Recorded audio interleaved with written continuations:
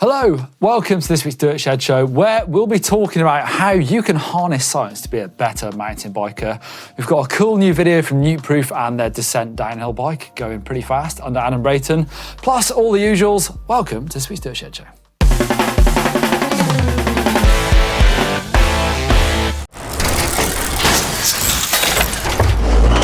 Before we get into the show, let's talk about Martyn's recent tour of the Santa Cruz Bikes HQ in Santa Cruz, which I really enjoyed. I went to the old one, which is very cool, but that new one is very flashy, although they've been there for a while now. And into the comments, Arga the Lyrique says, I'm a YT fanboy myself, and I've always messed with my mates who love Santa Cruz, but to be honest, it's a pretty cool brand. The Syndicate is helping that notion, given the fact that I'm literally a fan of every rider on the team, even the big guy with a moustache in the background. Yes, that's true, isn't it? Santa Cruz have always had a really cool team, and cool bikes as well.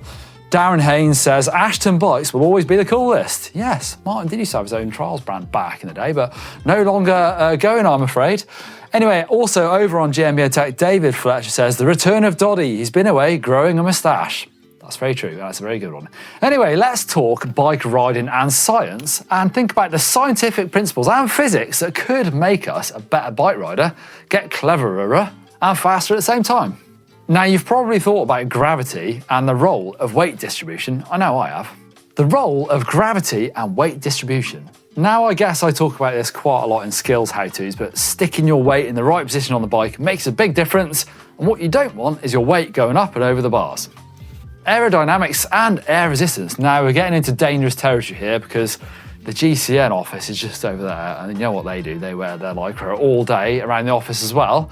And we all well know that over a certain speed, I think it's 20 kilometers an hour, that, yeah, air resistance plays a factor in how fast you go. But the downhill racers, they do wear quite tight stuff, but they don't wear skin suits. Although I do know Tani Seagrave went into the Canyon wind tunnel and she had the least air resistance in her skin tight jeans. So if you want to be serious about going fast on your mountain bike, it's still skin tight jeans time. Friction and tyre contact. Well, I guess there's a certain ratio of how much friction do you want. You want enough to get good grip, but you don't want too much, so that means added rolling resistance. And we've all felt the friction on our knees and elbows when we fall off, so try and avoid that type. What about momentum? Well, if I remember rightly, down to my GCSE physics, momentum is mass times velocity. And in the pits of that Lord's downhill test, I actually saw some people strapping lead weights to the underside of their downhill bikes because they know that actually having a bit more momentum can help them out in certain situations. Maybe not if you're stopping and starting, but on some of these faster, rougher downhill tracks, then having that mass down low on the bikes can help you plow through the stuff a little bit quicker. Now, a lot of us have really fancy suspension on our bikes, but do you know about how that works to the best of its ability? I guess I probably don't. I play with the clickers occasionally, but trying to get that damping to help you keep your momentum on the trail is key to riding your bike properly and fast, I guess. So probably down to all of us to experiment a little bit more with our suspension. All right, there's my very basic science lesson over. Let me know in the comments down below if you're clever and you do have, let's say, I don't know, a degree in physics. Have you used that to help you out when it comes to riding a bike? And you can let us all learn. Time for the quiz question. Can you tell me when Santa Cruz Bicycles was formed? Was it A, 1984, B, 1994, or C, 2004? Right, over to Tom for some news. What's up, everyone? With the flurry of product releases and news from Sea Otter last week, we can afford to slow down a little this time round. I'm actually going to focus in a little bit on the recent French Cross Country Cup in, and I'm not sure if I'm saying this right, Guéret. I'll try and not say that again in case I offend anyone, but with the first round of the UCI XC season in Nové Mesto right around the corner, all of the world's top XC pros are in Europe right now. A bit of a mini pre-race where the pros warm up their legs and sharpen their elbows. After an hour and 25 minutes, Sam Gaze managed to take the win in the men's race, just 3 seconds ahead of Josh Dubois, and a further 3 ahead of Antoine Philippe.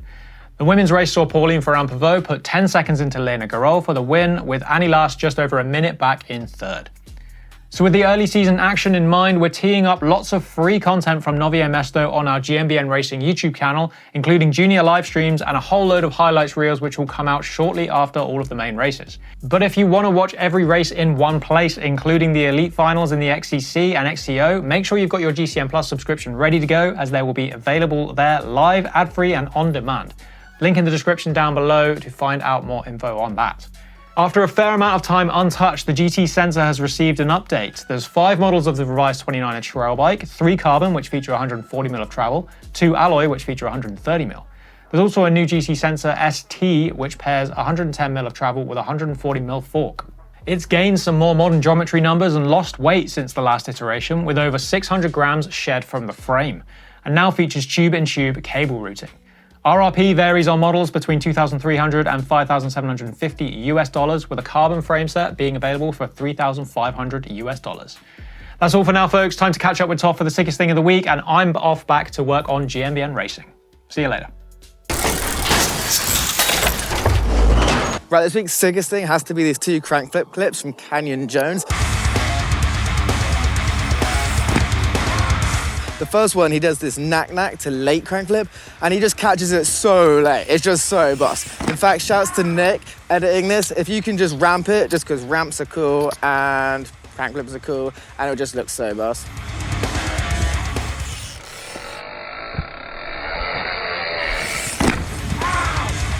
And then the other one is this 360 crankflip. Now, I don't even know what's sick about this, but it just is. I mean, look at it. The way he kicks it so late, and he over-rotates the 3 slightly. Dude's just so sick. I also want to say shout-outs to Brady and Navi for sending the clips over. Got to put some respect on the filmers, right? Right, that's my sickest thing this week. Time to go back to the shed. Cheers, guys. Anyway, back to the quiz answer. Yes, Santa Cruz Bicycles was founded in 1994 in a space not much bigger than a 2-car garage at 104 Bronson Street, Santa Cruz, California. There you go. It's pretty answered a few questions as well. The Bronson was their first 27.5 wheel bike? I believe it was. I have one of them. Very cool bike. Anyway, let's get into the hacks and bodges.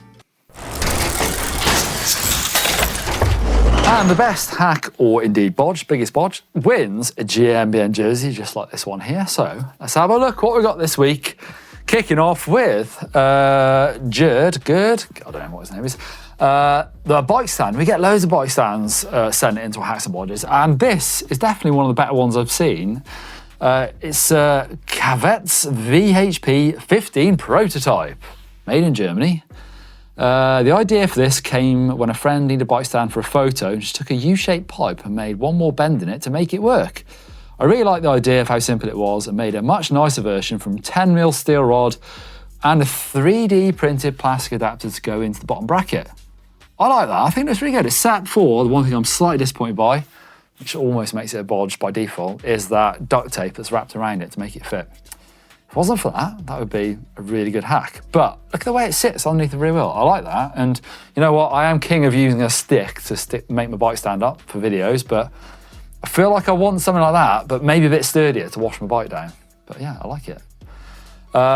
Loads of good photos in there of how it works as well. Now on to, who's this? Shelley in Plymouth, in Devon, in the UK. I like the way, basically, she's got 2 e-bikes and a Thule bike carrier that goes on the back of the car, but they've got quite a small car, so the bikes overhang it quite a lot, and that's a bit dodgy, I suppose. You could smash your bike wheels and stuff. So Shelley's husband has welded some tubing onto the upright to put the front axle through. So basically take the front wheel off your bike to make it a lot shorter. Front wheels go in the car. I think that's a really neat way of doing it. And as well, I've kind of had this conundrum myself with e-bikes. They're quite heavy, so quite often you can't put them on roof racks because you probably need to take your battery out, and still it might be too heavy as well. So that's a good fix, I reckon, and I would say that is definitely a hack.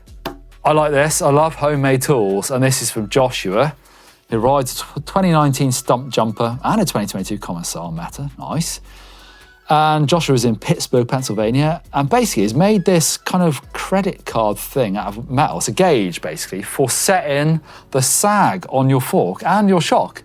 So he's got his indents where the O-ring should sit, as you can see, for like 25%, 30%. You can see all the options as well. So there's a 150 fork, 140 fork, and then a 52.5 stroke shock and a 55 stroke shock. So covering a lot of bases I think, you know, some shocks like RockShox and Fox, actually, they have the little kind of gauges on the stanchions, so you can tell, but that's, you know, not all of them do. As you can see here, this is a really nice hack for making it super easy to get your sag right. Last one is a genius simple one. I really like simple ones. This is from Oliver, who's working on his Maryn in Gloucestershire, in the UK.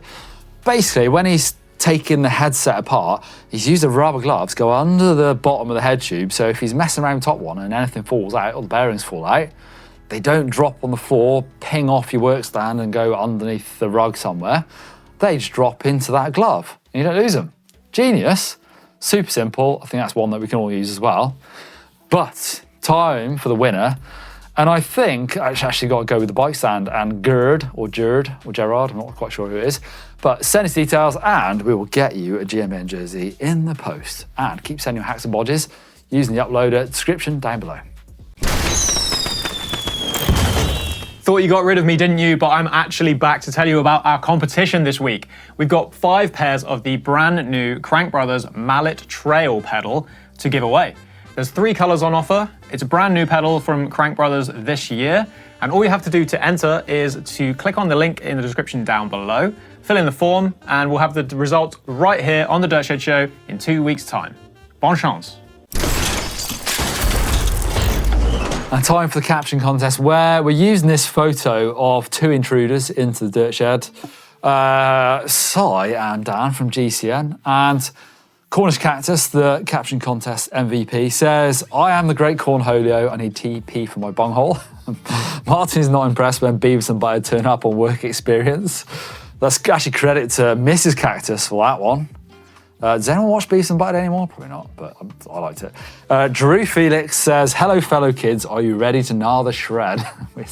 That kind of, yeah, I get it, you know, the cringy things that some of these roadies say. So, Stunt Mug, I think, has got to go to Drew. I'm afraid, Cornish Cactus, you've probably got too many already, so sending it your way. And here is this week's photo of the caption contest.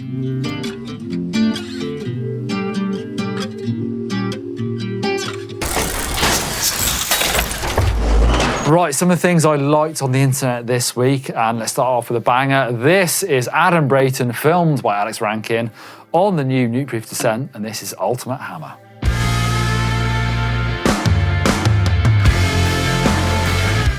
There you go, some pretty amazing riding from Adam Brayton. And something else I want to send you guys and girls over to maybe help out on as well is this amazing fundraiser from 2 guys called Jamie and Joe, who are running 50k in the UK to raise money for their friend Will, who suffered a life-changing accident a couple of years ago. And they're trying to raise enough money for Will to get a bowhead reach, a bit like the bike that you've seen Martyn ride, to get Will back out on the trail. So head over there if you've got a bit of spare cash. That's an amazing fund. You can help that guy get back on the trails. I have the bell. It's time to get into the bike vault and see some of your bikes. And we kick it off. It is Bluebell season in the UK, and this is Dave Stanton Switch 9er. Titanium, as you may know, if you're a regular viewer, I love titanium hardtail, so it instantly gets super nice. And in the Bluebells, it's super, super nice. It's got pipe fork, DT Swiss carbon wheels, and that is Angering Park, West Sussex. Looks banging, like that. Now to Ryan's Giant 2020. Is that rain? It doesn't say. I think it probably is. This is in Summerland, British Columbia. Nice. 1-up carbon bars, Industry 9 Hydra Gold hubs. Some nice little gold bits in there, a seat clamp as well. Hustle Remtech magnetic, magnetic pedals. Never tried those. I'd love to hear what you think of them. They always feel heavy because you've got those big magnets, but yeah, what do people think about them? Let me know in the comments down below. It's a nice bike.